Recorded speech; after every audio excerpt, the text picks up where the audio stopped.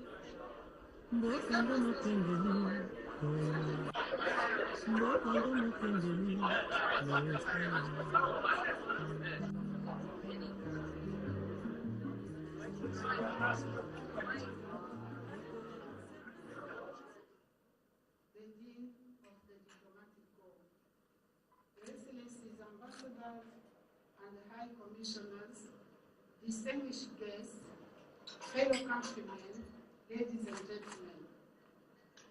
Before I begin my message of the ceremony that brings us here this evening, I would like, with your permission, to invite you to observe a minute of silence in the memory of all our martyrs, as well as our valiant national heroes who have struggled to ensure that our country gained independence on that important day of 30th of June, 1960. This year's anniversary coincides with the electoral process, which will be the third general and inclusive elections since our nation became sovereign. It is worthy of noting today that the DR Congo has made a huge progress in multiple areas of the national life. His Excellency Joseph Kabila Kabange Democratic Republic of Congo has asked that I take this opportunity to inform you of the current situation in the country. Thus, the Democratic Republic of Congo is suffering no institutional crisis, nor one of political legitimacy. Permit me to thank the various governments that you represent here and to express our wish that in the crucial period of elections, we continue to benefit from your deep support. I thank you.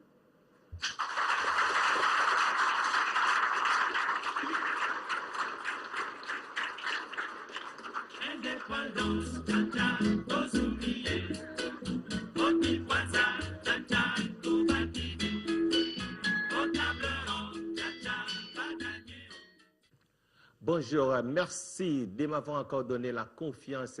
Votre humble serviteur, le pasteur Bienvenu Messalin. Alors, l'actualité, les travaux du 38e sommet du chef d'État et du gouvernement de la SADC se sont clôturés le samedi 18 août 2018 à Windhoek, en Namibie.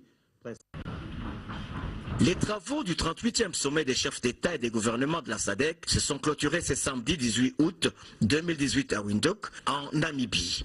De huis clos en huis clos, les 16 dirigeants de la communauté de développement de l'Afrique australe ont fait le tour d'horizon des problèmes qui empêchent la bonne marche de la paix, la stabilité et la sécurité dans leurs pays respectifs. Ils ont formulé des recommandations en rapport avec la promotion de la démocratie, la bonne gouvernance, les droits de l'homme, l'ingérence étrangère ainsi que la transparence dans les élections. Au cours de cette session, le pouvoir a changé de main à la SADC. Le docteur Adjei Gegobe, président de la République de Namibie, a été élu à la tête de la structure régionale. Il prend ainsi la place du président sud-africain arrivé fin mandat. Et le Tanzanien John Magufuli est comme futur remplaçant.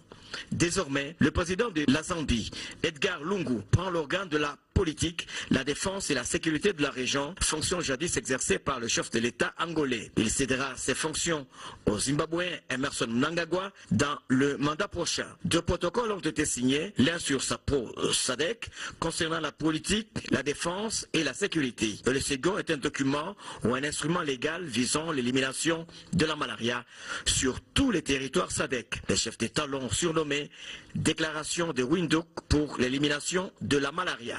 La cérémonie de clôture a été marquée par la prestation de serment de l'ambassadeur Joseph André Nouris de Seychelles, nommé adjoint du secrétaire exécutif en charge des affaires courantes, en lieu et place de notre compatriote congolaise Émilie Mouchobekwa, qui finit son mandat en octobre 2018. Dans le souci de consolider la paix, la stabilité et la sécurité dans les pays de la SADC, les chefs d'État ont décortiqué la situation de chaque pays et dégagé des éléments qui peuvent favoriser le développement. Les leaders de la SADC ont recommandé la poursuite des réformes et le dialogue au Lesotho avec le concours de l'Afrique du Sud. Ils ont salué le respect de la Constitution en RDC et noté la volonté de Kinshasa de fournir le financement et la logistique indispensable à la réalisation des scrutins dans la paix et la transparence. Le Madagascar a été tenu de trouver un accord avec le nouveau Premier ministre dans le cadre de la recherche de la paix avec l'opposition. Le reste a concerné les félicitations adressées à l'Angola et à l'Afrique du Sud pour les élections qui se sont déroulées sans trop de heurts. Quant au Zimbabwe,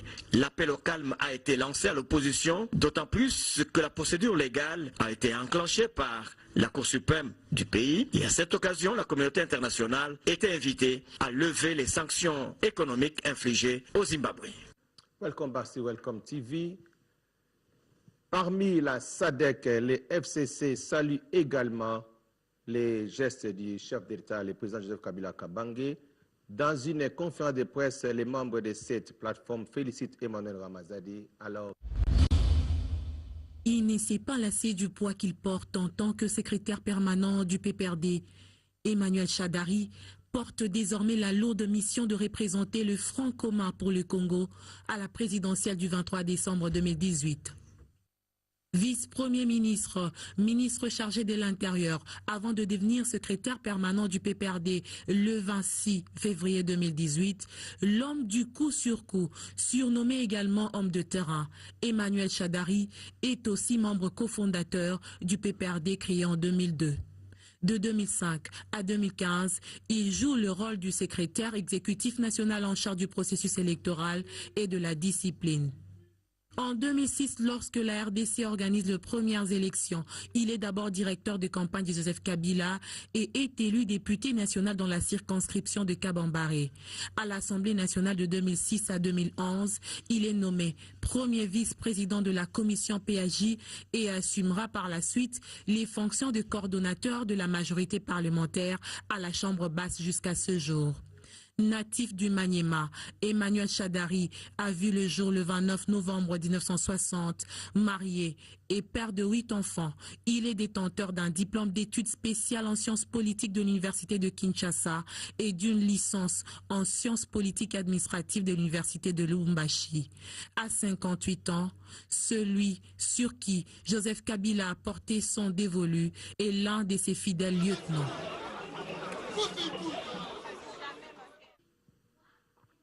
Welcome back to Welcome TV. Alors, poursuit la série des présentations et adhésions autour d'Emmanuel Ramazani Chadari. D'abord par les présidents d'Assemblée nationale, c'est vendredi. Il a présenté à la jeunesse de l'espace Grand Bandouli le candidat présidentiel à soutenir pour une victoire sans faille. Pour le Congo, rend hommage à Joseph Kabila Kabange, président de la République et autorité morale de la plateforme, pour ses efforts qui ont permis d'avoir un état de droit. Les membres du comité stratégique annoncent une nouvelle ère d'instauration de la démocratie comme mode de vie. Ils félicitent le candidat FCC, le camarade Emmanuel Ramazani Chadari, pour sa désignation comme candidat président. Ces 3 messages étaient au menu de la conférence de presse ce jeudi, la première après la désignation du dauphin de Joseph Kabila. La conformer la gestion du pays à cette constitution. Et les derniers gestes en date, c'est celui d'avoir déféré à l'exigence du respect des 2 mandats qui lui étaient reconnus par la Constitution. Le deuxième message, nous croyons qu'une nouvelle ère vient de commencer dans ces pays. Une ère où la démocratie doit véritablement devenir un mode de vie, mais un mode de vie régulé par les règles de jeu, en commençant par le respect de la règle suprême, le respect de la constitution de ce pays. Le troisième message, nous félicitons notre camarade Ramazani Chadari Emmanuel pour avoir été porté à cette candidature à l'élection présidentielle. Il vous souviendra que l'un des objectifs majeurs du Fonds commun pour le Congo, fixé dans la charte de celui-ci, c'était la désignation d'un seul candidat à l'élection présidentielle. Quant à l'avenir politique du FCC, la plus grande plateforme électorale a encore du chemin et est appelée à pérenniser ses œuvres dans la vision de son initiateur. Le principal objectif du reste du FCC, c'est de gagner les élections prochaines à tous les niveaux et de gouverner le pays. C'est pour atteindre cet objectif que l'FCC aligne un candidat à la présidentielle de décembre de cette année. C'est aussi pour atteindre cet objectif que les composantes du FCC ont aligné des candidats aux législatives nationales et provinciales. Le FCC précise qu'il battra campagne pour son candidat président ainsi que pour tous ses candidats pour ainsi engendrer un président de la République à qui donner une majorité parlementaire afin de gouverner avec stabilité le pays. Welcome back to Welcome TV. Alors, nous venons de suivre les directeurs du cabinet, notre cher camarade Némi Moulanja. Alors maintenant Boulanda ndeko na biso na bandundu ndenge alobeli pona Emmanuel Ramazani. C'est au tour de la jeunesse de la plateforme Espace Grand Bandundu de recevoir le candidat à la présidentielle pour le compte du Front commun pour le Congo. L'honneur a été donné ce vendredi à Aubin Minakou, président de l'Assemblée nationale et leader du Grand Bandundu, pour présenter Emmanuel Ramazani Shadari. Pour le secrétaire général de la majorité présidentielle, la jeunesse de cet espace doit être disciplinée en soutenant le choix du président Joseph Kabila.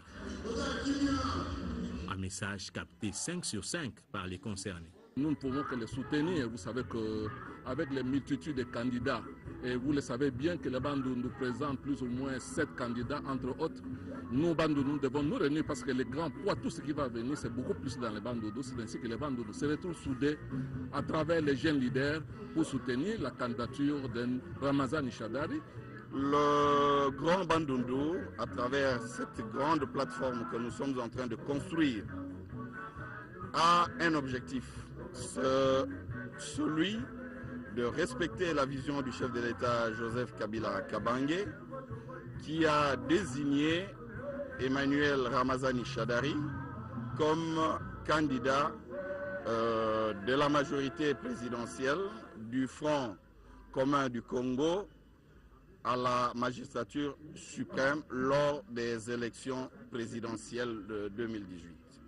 Ces jeunes leaders du Kwilu, Kwango et Maïndombe promettent de vulgariser ce message au moment venu.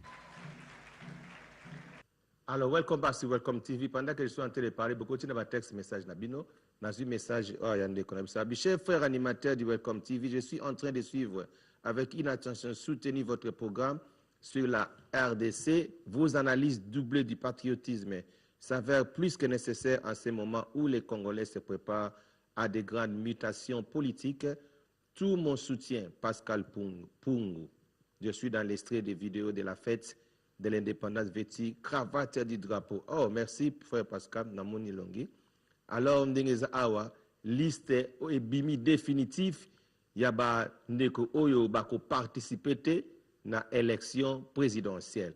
Alors, natangela binango rapidement, liste yango nazanango natanga rapide, la liste définitive, les candidats présidentiels retenus, Zaki Kouni, Kazadi, Lukunda, Théodore Ngoyi, Joseph Maluta, Noël Tiani, Mabaya Gizi, Kinekie Mulumba, Freddy Matungulu, Félix Tshisekedi, Shekomba, Radiabo, Kamere, Fayulu, Punga, Yves, Mokia, Gabriel, Macheke, Sylvain, Shadari, Lutandila, Vemba. Les candidats invalidés sont et les raisons: Jean-Pierre Mbeba, raison subordination; Mouzito, conflit d'intérêt avec Palou; Kizenga, défaut de qualité signataire; Sami Badibanga, défaut de nationalité; Moka Ngolo, faute de preuves; il faut qu'il Marie-José, nationalité.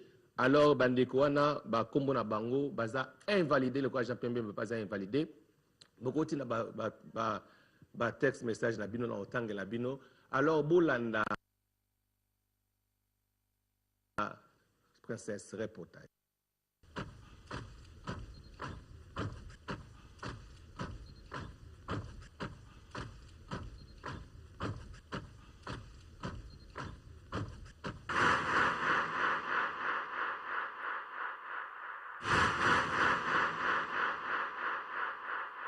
Moi, Joseph Kabila, président de la République démocratique du Congo, je jure fidélité à la nation. À son avènement à la tête du pays le 26 janvier 2001, après l'assassinat de son père, le président Mzee Laurent Désiré Kabila,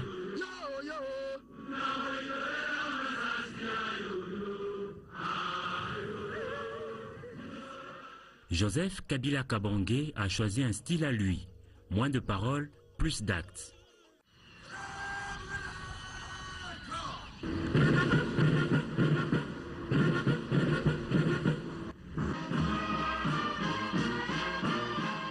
Élu en 2006, réélu en 2011, le président Kabila prend l'engagement de respecter la Constitution. Je jure solennellement devant Dieu et la nation d'observer et de défendre la Constitution et les lois de la République, de maintenir son indépendance et l'intégrité de son territoire, de sauvegarder l'unité nationale, de ne me laisser guider que par l'intérêt général et le respect des droits de la personne humaine. Une constitution qui n'accorde qu'un mandat de 5 ans renouvelable une seule fois.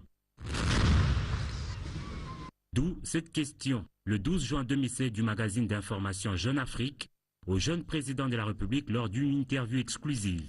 La Constitution vous donne droit à 2 mandats de 5 ans. Vous devrez donc, si vous êtes réélu, quitter le pouvoir au plus tard en 2016 à l'âge de 45 ans.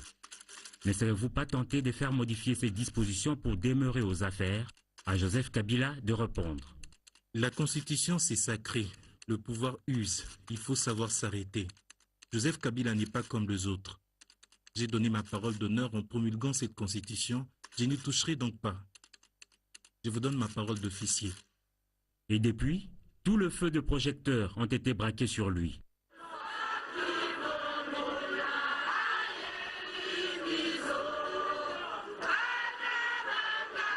Rien ne rassure que le président Joseph Kabila a enfin libéré le processus pour les élections au 23 décembre 2018 et rien n'apporte la preuve de sa volonté réelle d'organiser des élections libres, indépendantes, crédibles et transparentes. Nous demandons d'assumer ses responsabilités devant la nation et de prêter oreille aux aspirations du peuple congolais en veillant au respect de la Constitution et de l'accord de la Saint-Sylvestre. L'opposition congolaise considère que c'est une manœuvre de plus, une manœuvre de trop de M. Kabila pour instaurer un régime personnel qu'il compte légitimer par une parodie d'élection sous les fallacieux prétextes de souveraineté nationale.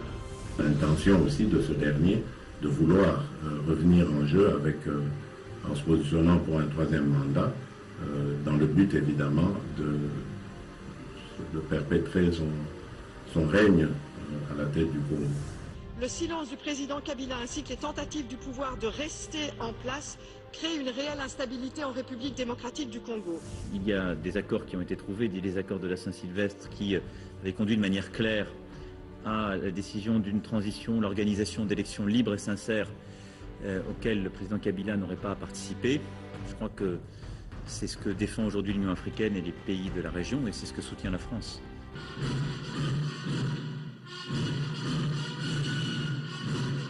Quant à tous ceux qui semblent se préoccuper à longueur de journée de mon avenir politique, je tiens à dire, tout en les en remerciant, que la République démocratique du Congo est une démocratie constitutionnelle et que toutes les questions pertinentes relatives au sort des institutions et de leurs animateurs sont réglées de manière satisfaisante par la Constitution. N'ayant jamais été violée, la Constitution sera toujours respectée, et ce, dans toutes ses dispositions. En 2016, année qui devrait marquer la fin de son dernier mandat constitutionnel, des voix à l'interne et à l'externe s'élèvent exigeant du raïs de se prononcer sur son avenir politique. L'homme s'en remet encore à la Constitution et renouvelle son engagement de la respecter. Je ne me souviens pas avoir organisé une réunion avec la majorité pour évoquer cette question de la révision constitutionnelle. Et j'avais évoqué ici, il y a 2 ans, le fait qu'il y avait un procès d'intention, parce que c'était le début. Ils vont changer la Constitution, ils vont faire ceci. On n'a jamais évoqué cette question. Même si c'est le droit de chaque citoyen de réfléchir Lors de sa conférence de presse du 26 janvier 2018 au Palais de la Nation, le style est resté le même, toujours impénétrable, et l'engagement du respect de la Constitution sans équivoque. Répondant à la question d'une consoeur de RFI, celle de savoir s'il sera candidat président de la République lors de la présidentielle de décembre 2018, Joseph Kabila répond de manière humoristique. Est-ce qu'on a une copie de la Constitution du pays ici? Veuillez remettre une copie à ma petite sœur ici, journaliste du RFI.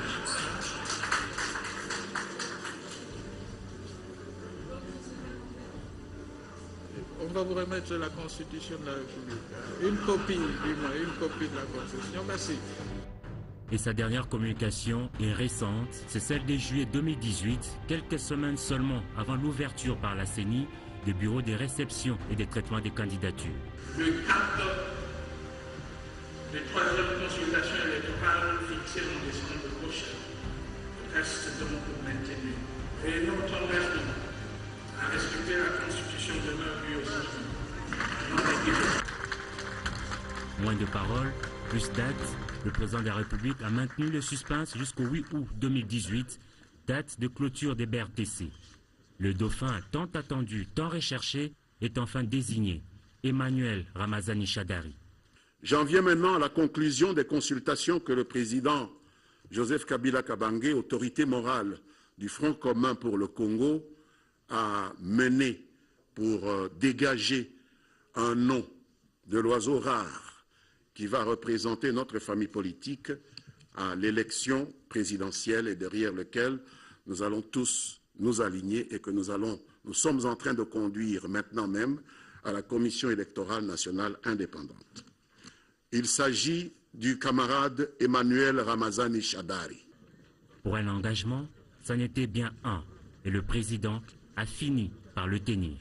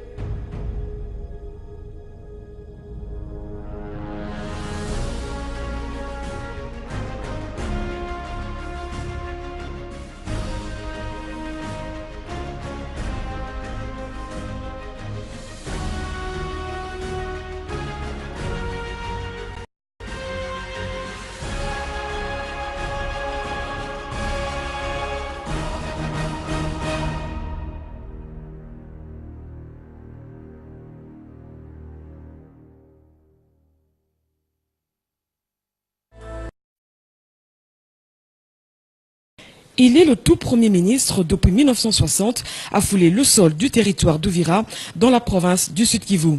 Accompagné d'une foule en liesse, Bruno Chibalanzenze est escorté par la population d'Uvira jusqu'à la place Moulongwe où il va tenir son meeting. Après le mot de bienvenue du gouverneur du Sud Kivu, Claude Nyamugabou, du ministre du Développement rural, Justin Bitakwira, et des notabilités d'Uvira, c'est au tour du chef du gouvernement de prendre la parole et d'annoncer à la population que la cité d'Uvira devenait désormais la deuxième ville de la province du Sud Kivu. Après que le gouvernement de la République, le gouvernement d'union nationale que je dirige, a pris une décision importante d'accorder les statuts de ville à l'ancienne cité d'Uvira.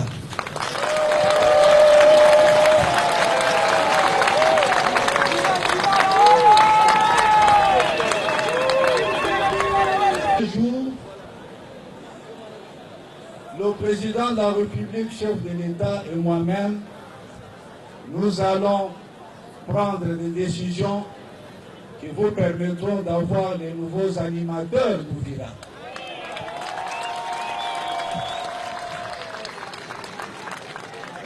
Vous aurez le maire avec son adjoint et les bourgmestres dans les 3 communes. Dans son meeting, Bruno Chibalanzeze a félicité le chef de l'État, Joseph Kabila Kabange, pour avoir posé 2 actes fondamentaux et essentiels. Pour toute la région de l'Afrique centrale et la région des Grands Lacs, il est le seul à dire « Je veux respecter la Constitution » et il vient de respecter la Constitution. Il vient d'éprouver à la face du monde qu'il est un homme de parole, un homme qui respecte ses engagements. Par cet acte fondamental, notre président est entré dans l'histoire comme un grand Congolais, comme un grand Africain, comme un grand homme d'État. En tant que membre de la plateforme du Front commun pour le Congo, l'autorité morale de l'APECO a sollicité le soutien des Kivusiens à la candidature d'Emmanuel Shadari. Il vient de désigner celui qui va conduire les couleurs du Front commun pour le Congo, FCC. C'est notre compatriote et camarade Emmanuel Ramazani Shadari, qui va donc conduire les couleurs du FCC à la présidentielle du 23 décembre 2018.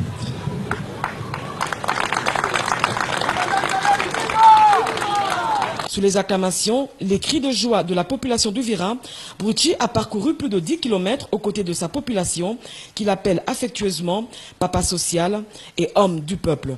Une marche qui l'a conduite jusqu'à la résidence de Justin Bitakwira. Sur place, le Premier ministre Bruno Tshibala s'est entretenu avec les notables d'Uvira sur des questions liées à la sécurité et le développement de leur territoire devenu ville. C'est une femme très passionnée de la caricature, Fifi Mukuna, une 50aine révolue, fait son entrée dans ce domaine artistique très prisé par les hommes en République démocratique du Congo, imposante et très dominée. C'est une femme référence de la caricature en République démocratique du Congo. Elle fait bien ses preuves dans cet art. Elle peint des personnalités dans leurs aspects comportementaux un peu plus dissimulés. Fifi Mukuna est le fruit de l'Académie des Beaux-Arts. Une caricature est un portrait peint, dessiné ou sculpté qui amplifie certains traits caractéristiques du sujet.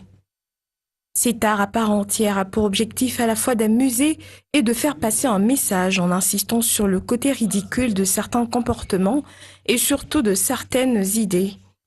Fifi Mukuna, d'origine congolaise, est un des produits de l'Académie des Beaux-Arts, section Kinshasa, et la première femme congolaise à se donner à cet art qui peint particulièrement la société et ses différentes réalités. Née le 15 janvier 1968, cette fille de diplomate zaïrois a suivi ses études primaires en Belgique. C'est à l'âge de 8 ans que sera découvert en elle le talent de dessinateur et elle débutera sérieusement dans la caricature en 1989. Graduée en arts plastiques à l'Académie des Beaux-Arts de Kinshasa, elle commence sa carrière de caricaturiste dans plusieurs magazines et journaux de cette même ville au début des années 1990.